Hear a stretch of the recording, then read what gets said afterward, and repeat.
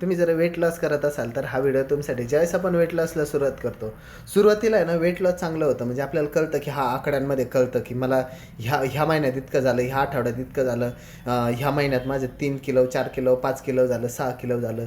पण नंतर आहे ना 2-3 आठवड्यानंतर 2-3 महिन्यानंतर तुमच्या शरीरात तेवढा रेट नाही राहत. म्हणजे नंतर आहे ना तो कमी होतो आणि वेट लॉस होत नाही. आणि मग आपण म्हणतो की माझं वेट लॉस होत नाही आहे आणि मी तिथं स्टक आहे. तर शरीर कधी स्टक राहत नाही. म्हणजे काय का वेट लॉस ही जर्नी अशी टेम्पररी नाही. म्हणजे इतके दिवस झालं आणि बंद झालं असं काही नाही आहे. तर त्यासाठी ना तुमच्या शरीरात खूप सारे चेंजेस चालू असतात. म्हणजे बदल हे सतत चालू असतात आणि ते बदल सतत काही ना काही घडवत असतात. म्हणजे जुन्या सेल काढून नव्या सेल त्याच्या चालू असतं.